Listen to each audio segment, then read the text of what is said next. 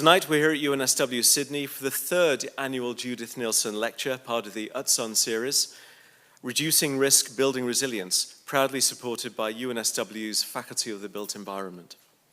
And I really mean this actually, I'm really excited to introduce the lecture being given this evening by Jo da Silva. But first, it's my absolute pleasure to try and embarrass Jo as much as I possibly can with a glowing introduction. Jo da Silva is an Arup Fellow and Director of International Development at Arup, which she founded and has led for the last, I reckon, 12 years. We met when you had just founded it, 10 or 12 years. She's recently taken on the role of Global Sustainable Development Leader. As a chartered structural civil engineer, Jo has been responsible for the design and delivery of infrastructure projects across the world, in Europe, in Africa, Asia, for both public and private sectors. Jo's also worked extensively with the United Nations, the World Bank, and a whole range of international and local NGOs, following disasters and on development programs focusing on risk reduction and resilience. In my world, in this world, she really is one of the leading figures for a lot of us. Jo's published research includes characteristics of a resilient community, which has been incorporated into the IFRC's work in their framework for community resilience, and the City Resilience Index, which has been used by the Rockefeller 100 Resilient Cities, one of the leading programs around the world. So the impact is there for everybody to see, I'd say. Jo studied engineering, it's not finished yet. Jo studied engineering at Cambridge University. She's been awarded an honorary Doctor of Technology at Coventry University in the UK and is a Fellow of the Royal Academy of Engineering, the Institution of Civil Engineers, and Institution of Structural Engineers. Jo was made an Officer of the British Empire, an OBE, for her services to engineering and humanitarian response, and was awarded the Institution of Structural Engineers Gold Medal last year in recognition for her pioneering work as a humanitarian engineer and her work on city resilience.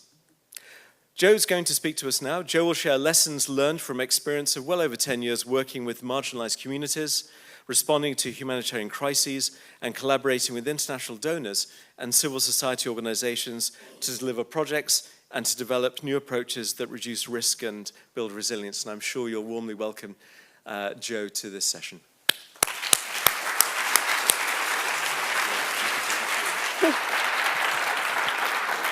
Good evening, and I am truly embarrassed. I have an assistant who enjoys writing my biographies.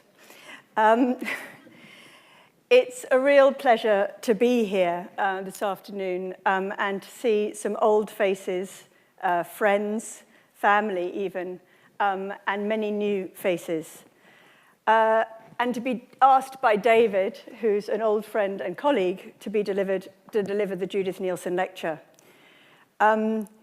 It's particularly sort of interesting for me because I was in Copenhagen only 3 weeks ago, and there's an exhibition on Utzon just opening in the Blocks building.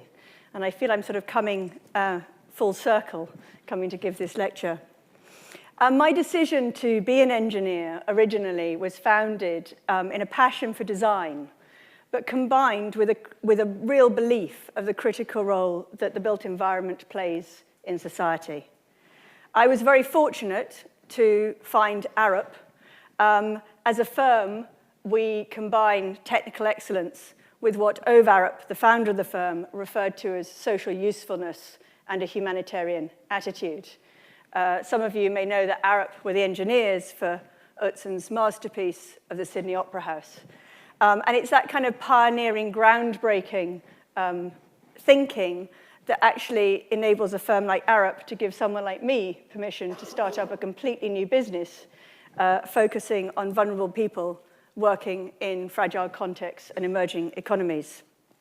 And that's what I'm going to talk about tonight, and that's what I believe Judith Neilson wanted this particular lecture to focus on, the importance of people-centered approaches and thinking about vulnerable populations. It's particularly timely because the World Disasters Report that's going to be launched tomorrow is focusing also on the need to really take account of vulnerable populations, which so often get overlooked and left behind. The title of my talk, Reducing Risk and Building Resilience, is really just a summary of what I've been doing over the last 10 years. I was asked at a Cambridge University reunion if you're not designing buildings, what are you doing now?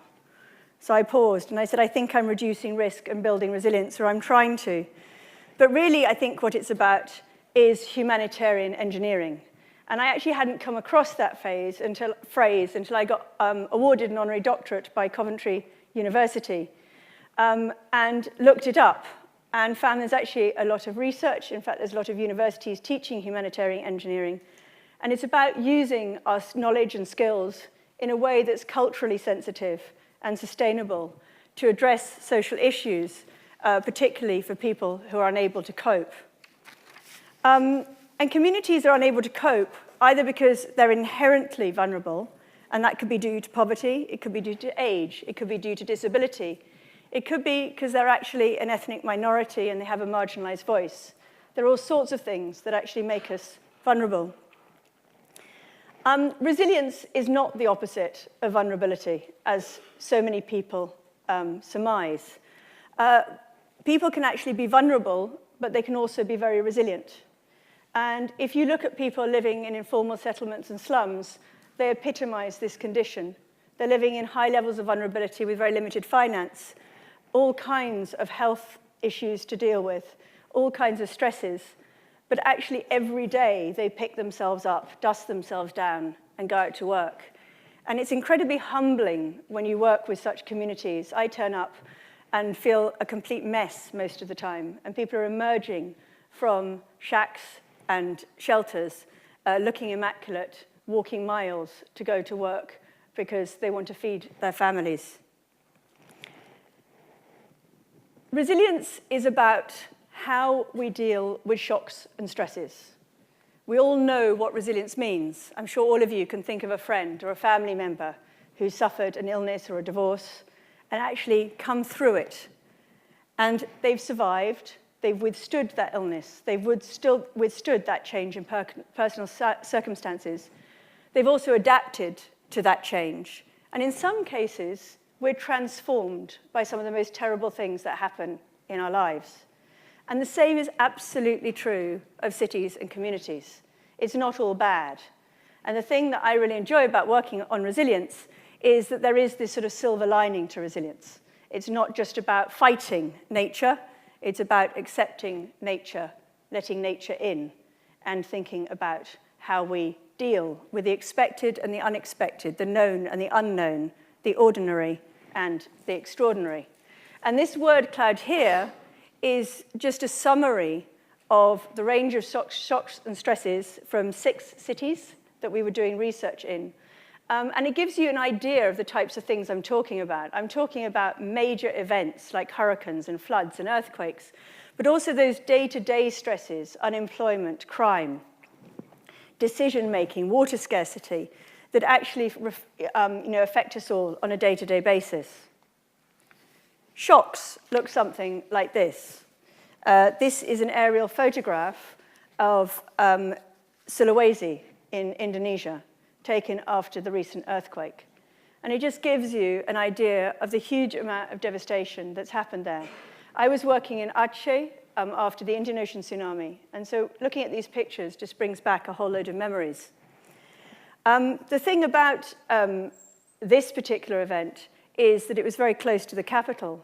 And what happens is, in cities, is that we have high concentrations of people and we have high concentrations of assets. And therefore, the losses when disaster strikes are enormous, and they've been going up every single year. Now, you can't prepare a community for something like this, other than really build buildings that are seismically resistant. But actually, the problem really here, what this picture illustrates, is that actually the ground liquefied. So that's a condition when you've got ground that's sandy ground that's saturated with water, and you get shaking because of an earthquake. And effectively, the ground becomes a liquid temporarily, and all the buildings sink.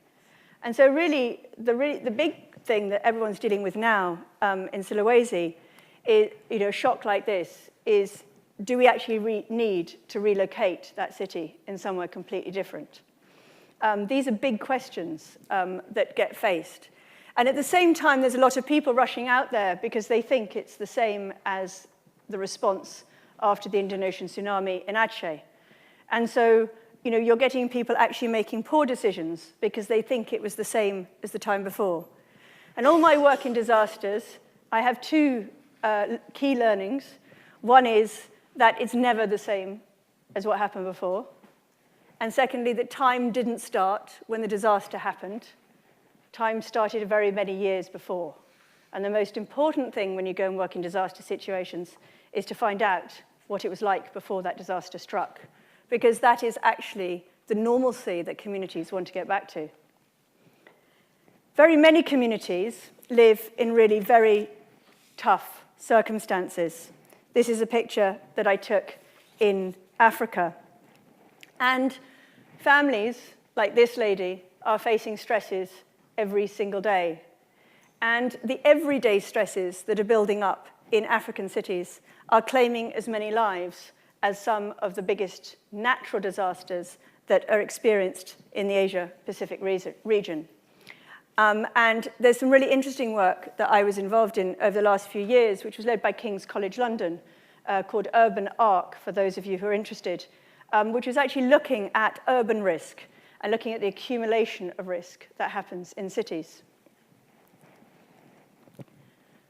Resilience is the capacity to survive, adapt, and thrive in the face of stresses and shocks. So you'll hear all sorts of people come up with very academic explanations of resilience, which I can do too. But this is really the most simple explanation. It's actually about the fact it's not just about bouncing back. It's about bouncing back and moving on and beyond. And if you think of some of the cities, like London, where I live currently, it's a city that's experienced all kinds of shocks and stresses, like the plague, like the bombing during World War II. But actually, those are the things that made London as a city stronger. The plague led us to build a huge sewer. We're just in the process of building a second sewer, and actually really was the start of public health in the urban environment. And the Blitz allowed us to build a whole lot of new buildings and regenerate parts of London. I argued with my boss in Arup that actually the Olympic Games coming to London was a shock. If we got it wrong, London could actually go downhill, and we've seen other cities do the same thing. But in fact, the Olympic Games for us has allowed us to prove our resiliency again and allowed some really vulnerable communities in East London to actually have a new lease of life. But disasters do happen, and when they strike, whole communities form. My career in disaster response began in 1994 in the immediate aftermath of the Rwandan genocide, and then several 100,000 people had walked out of Rwanda, terrified for their lives, and formed Banaka refugee camp, which overnight was the second biggest city in Tanzania. This is a picture of Kutupalong in Cox's Bazar, Bangladesh. It's home to about 800,000 refugees from Bangladesh who have fled because of violence and persecution in Myanmar. 80% of the people living in this city are women and children, and a quarter of those children are who are less than 5 years old are malnourished. It's one of the most vulnerable populations, just in terms of statistics, that I've ever come across. And the question you're asking is, what does an Arup engineer or Arup engineering teams do in this kind of situation? If we design Sydney Opera houses, are we really relevant dealing with refugee camps? The answer is yes, but esoteric and inventive creations, which architects and engineers are renowned for, are very interesting to others in the design profession, and there's no shortage of architects and engineers getting their esoteric shelters published, but they are of no value whatsoever to disaster victims. When I was at Cambridge University as a part-time fellow in around 2000, I was doing research on shelter, and with Tom Corsellis, who now leads the Shelter Centre, and we boiled down that actually shelter has a critical role to play. The first is protection. It keeps the weather out, and that looks different in different places. That can be a plastic sheeting to keep the rain off. It can be a blanket to keep you warm. But it tends to materialize into kind of some form of hut. You want to feel safe and secure.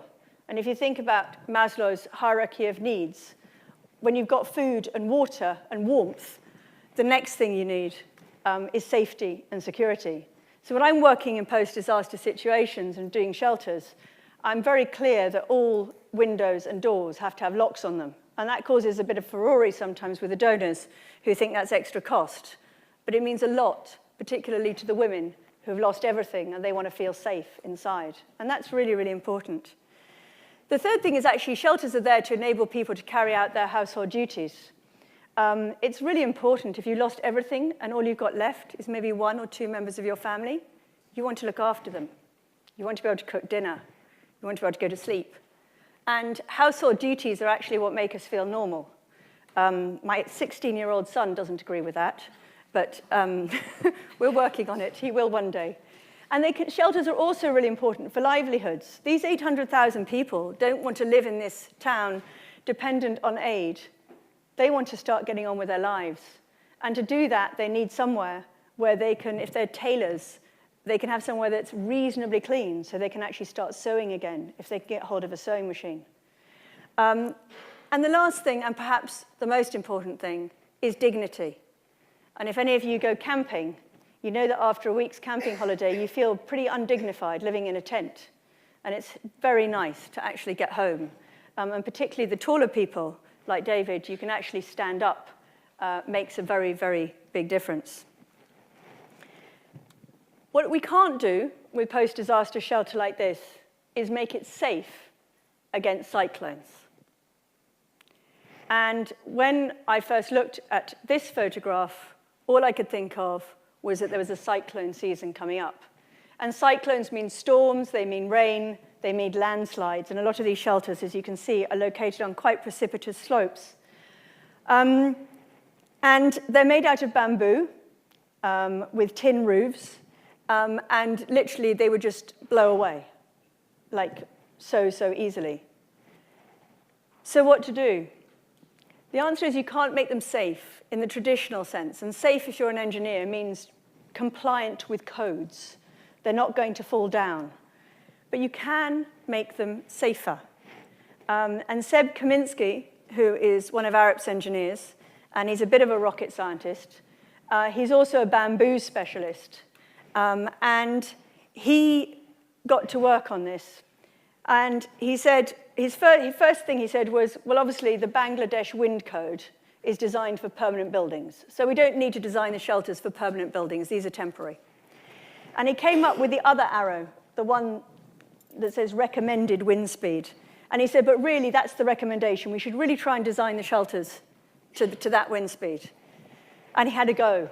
And he said, no way. This is not going to work.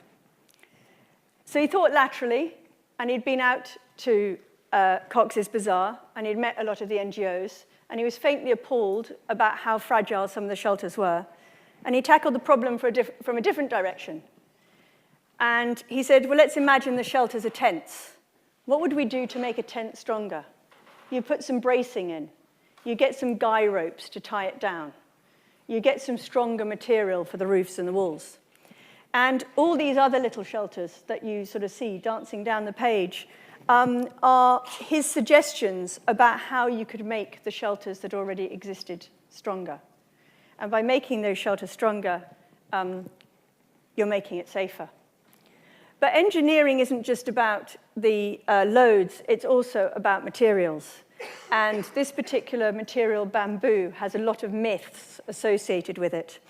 And I encouraged Seb in the report he's just issued, which is all about treatment of bamboo, to actually include a final chapter, which he called Bamboo Myths. There are myths. People know that bamboo is subject to termite attack, and it rots in the wet. And so you don't really want these poor people who are living in shelters to then be living in a rotten shelter in 6 months' time. And so all these myths are that you can paint it with bitumen or engine oil, and it will be okay. But you only paint the outside, and bamboo's hollow. So actually the termites and the rot just get into the middle. People then think, well, you must cast it in concrete. That must be all right. But actually that doesn't work either, because concrete's porous. And the weird thing about bamboo is if it can't breathe, it rots even more because the water seeps down into the footing. People think you can treat it with boron, but actually if it rains, the boron washes off. And then they say, well, let's have a roof overhang, because that will protect the bamboo and then it won't get wet. For those of you who have lived in the tropics, rain doesn't fall vertically. It falls horizontally and it bounces back upwards again. You need a jolly big overhang to keep a wall dry. And these are really very practical things. But they are things which, to Seb as an engineer, are bread and butter, but actually for humanitarian professionals are rocket science. And of course, the converse is true. And I really would like to very publicly acknowledge that myself and everyone else from the engineering community who has been out to Cox's Bazar or seen the photographs is humbled by what the humanitarian community have achieved. It's nothing short of breathtaking.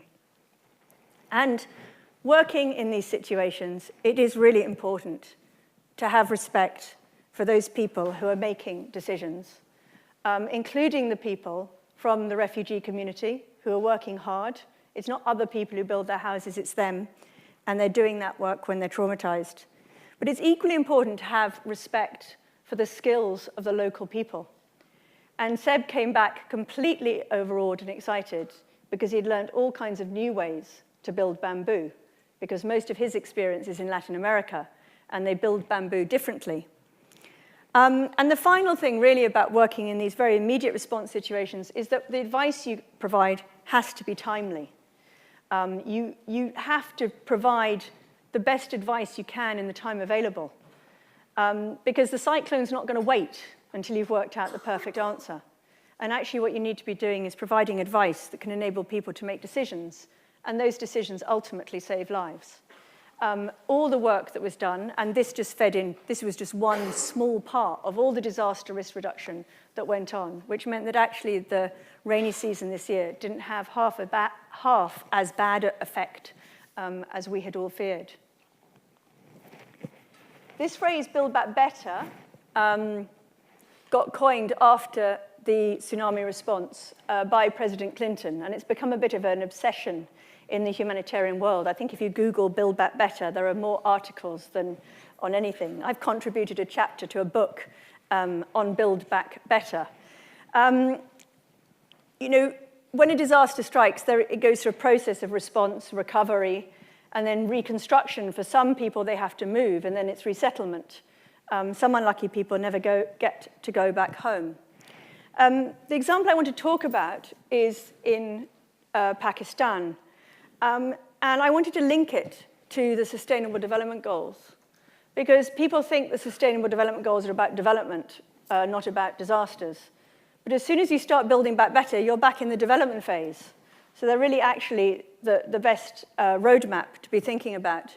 And when you have a look at them, SDG 1, which is about no poverty, actually talks very specifically about reducing the exposure and vulnerability to climate-related extreme events of the poor and vulnerable. And if you look at SDG 11 that talks about cities, it also talks about the importance of resilient buildings that use local materials. You know, it's not just about building back better in concrete bricks. In Pakistan, they had amazing floods in 2010. The floodwaters covered the area of Italy. And about 800,000 families lost their homes, an absolutely staggering number. And the humanitarian community couldn't possibly respond to that. They were able to help about 30% of those people. And the people who were affected lived in floodplains, and they lived in very basic buildings made out of burnt brick or made out of adobe, which is mud construction. If you look at the sort of planning advice in Pakistan, it says don't live in a floodplain. Good advice. It says if you do have to live in a floodplain, don't live in a mud house. Good advice. But if you are really poor, you haven't got a lot of options. And the other thing that people forget is that actually these people were probably born in that floodplain. They have a sense of identity that comes from that sense of place. Their livelihood is in that sense of place. So actually they want to stay there. even though the floodwater the previous year came up to here. What they wanted to know is, how can we stay here? How can we build back better? What happened in 2011 and 2012 is it flooded again. And some of the houses that had been rebuilt fell down. Others survived. But the number of NGOs that were involved in the 2010 response was 500 different organizations helped. By the time we got to 2012, there was no more media looking at that particular situation. And there were only 74 NGOs actually providing assistance. And the interest had died down, and only 20% of the 400,000 families affected in 2012 received assistance. And that caused a lot of reflection in the shelter community as to actually how can we solve this problem, because clearly we're not solving it by a humanitarian response. And this program that we got involved in was a DFID-funded research program. And the question was, how can we help create flood-resilient shelter? This turned out to be a 3-year research project in several phases, where we partnered with a university, Ned University from Karachi, and we carried out 800 household surveys to find out what type of shelter people lived in and why they lived in it. Was it cost? Was it space? Was it durability of the shelter? You know, what did these people actually care about? We worked hard to understand local building techniques, and we thought hard about how to make local construction stronger. So this is our laboratory. It's about the size of a swimming pool. We built it with the University of Karachi, and the wall panels are different forms of improvements to local forms of construction. And we filled up the swimming pool with water, and we let the water out at the same rate the floodwater subsides.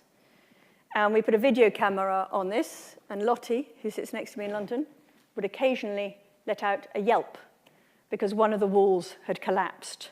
And you can probably notice that one in the middle is about to collapse. You can see some of them have collapsed already.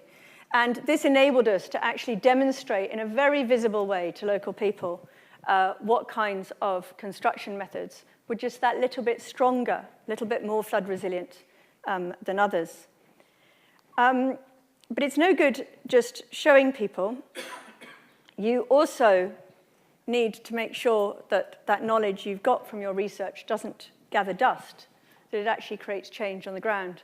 And right from the outset, the intent was to produce guidelines for local people and for NGOs to enable them to build back better and just generally build better.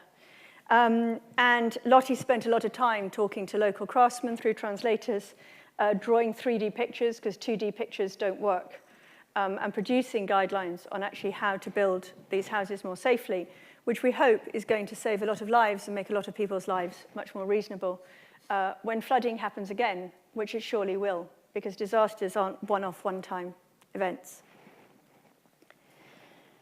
The numbers of people, however, affected by in that event, that was 800,000 people affected. The really staggering statistic is that there are 130,000 deaths every year from fires in informal settlements.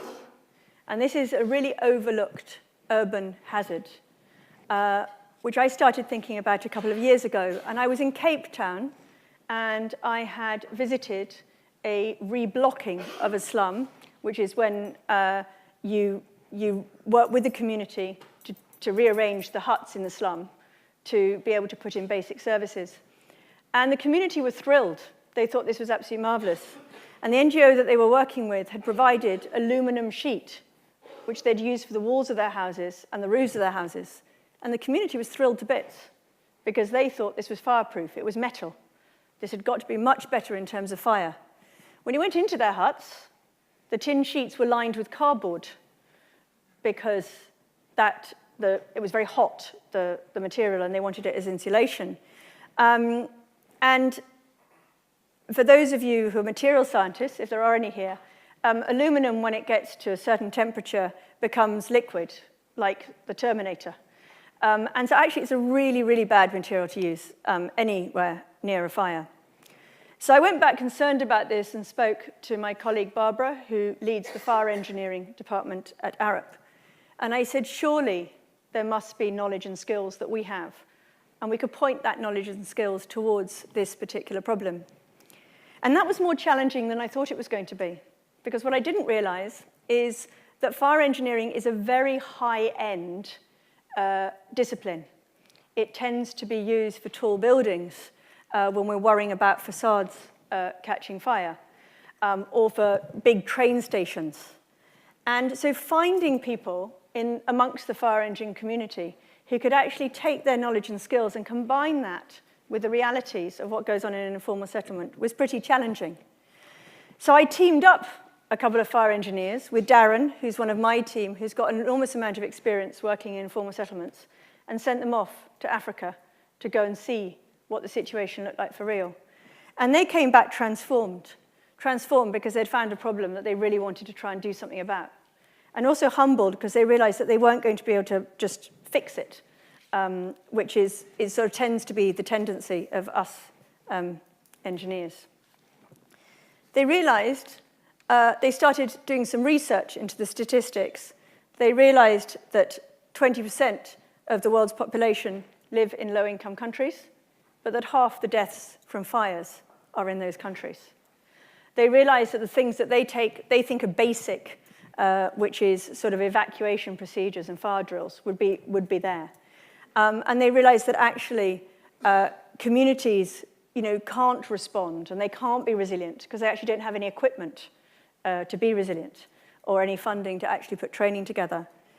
And after a lot of consultation and partnering with all sorts of people and many trips back and forth to Cape Town, they came up with a framework. And the purposes of this framework, they realized it wasn't a solution. It was simply a way of getting the conversation going. And the framework follows the disaster cycle of mitigation, preparedness, response, and recovery. But what's clever about it is it's got these 3 rings, which recognizes that you actually need action in these 4 phases of a disaster cycle, but at a household level, a community level, and at a city level. And actually you need to get all those different groups of stakeholders together. And so no one's got the right answer. And actually bringing people together around a framework like this is what we believe starts a conversation, and a conversation that ultimately can save lives. Schools are a particular passion of mine. Before I got into doing development and humanitarian work, I designed a lot of schools in the UK. And when you design schools in somewhere like the UK, you're designed to very prescriptive specifications in terms of the quality of the building that you're building. And this work on schools, program on schools, is a World Bank program. And the really shocking thing about schools is that there's a chronic shortage of schools globally, but at the same time, hundreds of thousands of schools fall down each year. And they fall down because they're built poorly or they're not maintained. And the result of that is kids either die in events like earthquakes when they collapse, or the roofs are ripped off. And the consequence of that is that children miss out on school days. And as we all know, that kids missing out on school then can actually affect them and the communities they live in for the rest of their lives. The problems in each country are very different. In Mozambique, it's a shortage of schools and a need to build schools really quickly. And there, in Indonesia, the schools aren't seismic proof. So any form of earthquake, they'll fall down, 80% of them.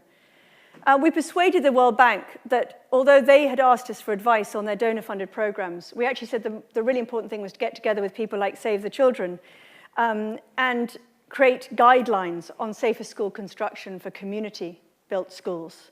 And again, it was actually putting some engineering knowledge into these kind of forms of vernacular construction. In Nepal, when the earthquake happened, things became all too real. 870,000 kids in Nepal had nowhere to go to school on Monday. And that earthquake happened on a Saturday morning, so you can only imagine what would have happened if it had happened on a school day, and the kids had been in those classrooms. But the real challenge for the Nepalese was that they had no data on their schools. There was nothing, there was no database that said where the schools are, how they were constructed. And so actually to even do a damage assessment to quantify the scale of the problem was massively challenging. This effort to do a damage assessment of 6,000 schools, most of them in fairly remote areas, required 7 partners, including the World Bank, the Department of Education in Nepal, 4 private sector organizations in Nepal, ourselves, and 2 NGOs. And one of those private firms was a digital company called Living Labs. And Living Labs worked with us to develop an app. And we wrote the questions that had to be asked in the app, and they digitized it. And this was a real challenge, because when you do design these assessments, you've actually got to think about who is going to carry out the assessment. If I'm designing an assessment for someone who's had the same education as me, it would be a totally different app to designing an app for a whole lot of engineers or technically trained people from Nepal. And then you need to train up these people. So we trained up 130 engineers. And that was we trained trainers who then trained people, because you can only find a small number of the engineers who can actually speak English and absorb what we're saying, and then they need to be able to make it understandable to local people.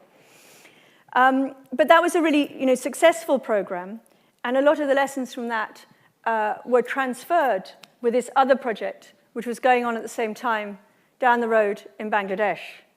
Some of you may recognize this picture, which is the collapse of Rana Plaza. Rana Plaza is a factory in the center of Bangladesh that makes ready-made garments. And when it collapsed, 2,500 people were injured and 1,200 people, unfortunately, died. We got involved in this because 4 million workers in Bangladesh work in the ready-made garment industry. 60% of those people are women. And the ready-made garment industry, which sells to shops like Zara, Calvin Klein, Tommy Hilfiger, H&M, represents 70% of Bangladesh's exports. So the media spotlight on this particular collapse could have made buyers, like those for Zara, turn in the opposite direction. And if all of them had done that, and a lot of that happened in Sri Lanka after the tsunami, we would have actually had a massive economic consequence for Bangladesh as a country, and a huge consequence for those very large numbers of women where ready-made garments are their lifeline. Arup were working for a consortium of buyers, including Zara, and were very clever, not me, not my team, some really clever people in Arup, developed a methodology for surveying factories to see whether they were safe or not. And what my team did was realize that actually a third of the factories were government of Bangladesh factories. There's a sort of brand made in Bangladesh. And the government of Bangladesh didn't have the resources to fly in and out international engineers. So we approached them, and they were being supported by ILO, the UN organization, and we approached them and said, look, have the methodology, and we can help you survey your factories. So this was a 2-year program. Again, it involved training up all sorts of people. And it ended up with a conclusion that actually only 2% of the factories were really very dangerous, but that only 30% needed no remedial works at all. And we went on to actually work with ILO to actually build institutional capacity within the government. And they're now carrying out that remediation program in Bangladesh. But a lot of the learning that came from dealing with natural disasters transferred to that situation. I've got 5 minutes left, I'm told, so I just want to, this is my final case study. But I can't leave without introducing you to these 2 young men, who are 2 of the most resilient characters that I've ever come across. They live in a slum in Dhaka, and their slum floods very regularly. And this is what their life is like, knee-deep in water, and the little one sitting on the bed, he goes virtually up to his waist when he stands up in water. This is what climate change looks like for vulnerable communities living in places like Dhaka. This location is at the bottom of the slope, so it gets a lot of the water and the runoff from the city. And this is a program funded by the Nordic Climate Fund, where we're collaborating with Plan International, who are a child-centered NGO. And what we were asked to do is to try and work with the community and come up with solutions that could help communities like these, not just this community, but other communities, understand the challenges they're facing and come up with some creative ways to help them adapt better to living underwater. And because this is a child-centered organization, and because actually the challenges of climate are ones that it's children who are facing going forwards, we worked with children in the community, the youth in the community, and these are just 4 of the climate champions who were really engaging in finding solutions. They're great fun to work with kids. They don't have the cynicism of the adults. The adults on this program were quite difficult. They couldn't agree. The children were having fun, drawing pictures. And they're full of a mine of information. And all the mapping that we did of the slum, which ended up as a 3D model, they did. They came to realize that actually one of their biggest challenges is where their drains are full of rubbish. And this was really interesting because there's some, you think, well, that's easy. I've worked in Indonesia before. You organize communities of people to clear the trash and it's all right. But we're not in Indonesia, we're in Bangladesh, and the cultural issues are very, very different in this community. And a lot of this trash isn't their trash, it's trash that gets swept down from the city. And they don't want to go near this trash, even when they understood the linkage between the trash in the drains and the flooding. And so this is proving to be one of the most challenging projects we've ever worked on. We've now drafted in Practical Action, who are another NGO with a lot of expertise in solid waste management, saying, have you come across these challenges? Because we've actually hit cultural barriers that we can't find a way through. We had better luck with our other challenge, which was the fact that the roads are impassable through the slum and they can't get around. And we decided to try innovation and experimentation, which I love. Because who knows which of these is the most preferable solution? And I'll tell you something, the community can't agree. But it's got them thinking that they don't have to have their roadways completely impassable for several months a year. And I don't think it's Arup who are going to come up with the right solution.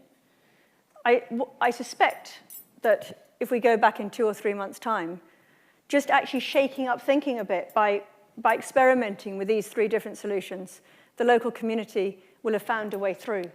And that's what resilience is really about. I want to end with children, because I believe passionately that children are probably the most vulnerable group on the planet. And when it comes to cities, they are constantly overlooked.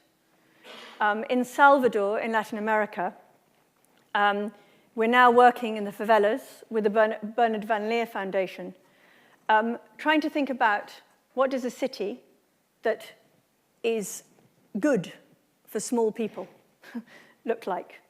And we're building on the child-centered urban resilience framework that we developed with Plan International, that in turn builds on the framework for city resilience that we developed for the Rockefeller Foundation that the 100 Resilient Cities have used. This video won't work either. But what it's about, I was going to show you a virtual reality video that is being created by my colleagues who are pictured here. And the question the Bernard Van Leer Foundation asked, can you help us understand what an urban environment looks like from the eyes of a 95 centimeter tall 3-year-old child? And if you could understand that, what would you change? I've watched the video. I thought it was just going to make me smaller. What I'd forgotten is that this is what children do. And actually, suddenly, watching the video, I realized that small children perceive a 3-dimensional city in a way that none of us as adults really do. So I just end with a quote from Ove Arup, who is a very wise man. As I said, humanitarianism is part of our DNA in Arup. It's written into our values. And he defined it as implying a social conscience, a wish to do socially useful work, and to join hands with others fighting for the same values. I know there's a lot of you in the room tonight. There's many of you who I've worked with previously. We can't do very much individually. We can achieve a hell of a lot, save a lot of lives, and reduce a lot of suffering through collaboration. Thank you.